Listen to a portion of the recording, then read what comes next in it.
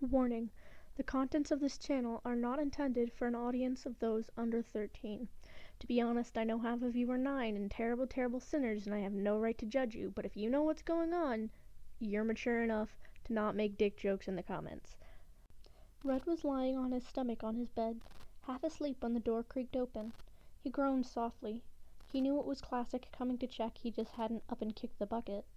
The door closed and he expected to leave at that, but he heard feet shuffling, then someone pressed up against his back. "Let me sleep," he grumbled, and Sans chuckled quietly. "It's only 8, he said, wrapping his arms around Red's waist. "I don't care," Red whined, pulling a pillow over his face. Sans rested his chin in the crook of Red's neck, squeezing him tightly and pressing his knee between Red's legs. Red grumbled and tried to kick away Sans. "No, I'm too tired," he complained. Sans pressed his knee up into Red's crotch, making him choke slightly. "You're always too tired," he said, kissing down the back of Red's neck. Red shivered as Sans let his warm tongue rest against Red's neck, nipping at the same spot till it bruised. He continued to grind his knee on Red's bulge, earning a small moan. "Please, I'm tired," Red begged softly, and Sans sighed, pulling his leg back.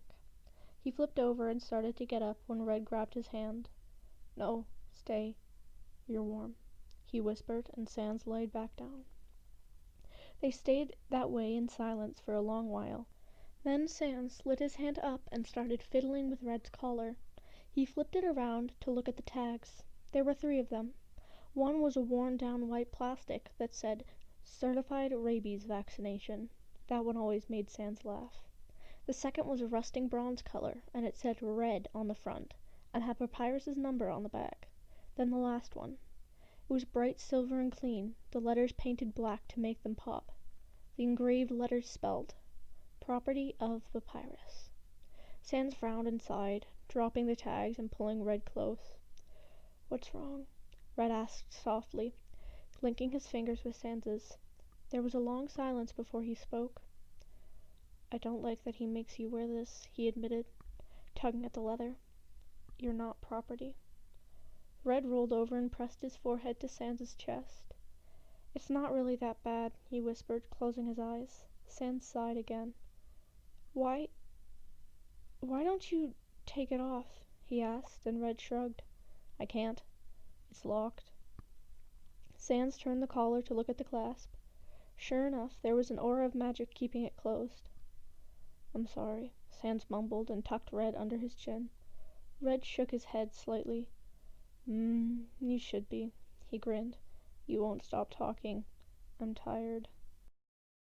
Ha, I bet you completely fucking forgot that this channel existed in any way, shape, or form.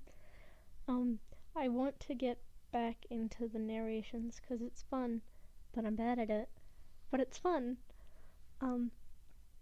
For now I'm mainly gonna do fluffs because I live in the same house as my mother, and that could get awkward. So I'm just gonna stick with fluffs for now. Tell me which parts you want me to narrate, and I'll try and do them. Okay, I love you all. I love you. Bye.